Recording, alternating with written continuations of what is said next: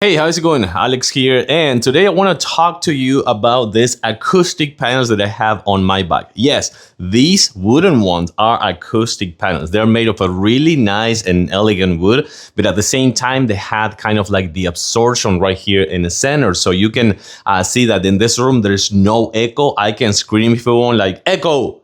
And nothing is going to happen with the echo. So you can record, you can film, you can have do podcasts and things like that when you cover your wall with this one. Now, two things. You have multiple sizes. These are the 94.5 by 8. You also have the 104, if I'm not mistaken, 104 by 15 or 12. But these ones are the 94.5 by also 8 inches. So with that being said, this one, let's take a closer look because you can install them however you want. You can use nails, as I did right here. I just use the nails, or if not, you can use screws, or if not, you can do the double tape, the double adhesive tape. So you can do that because they're not super heavy.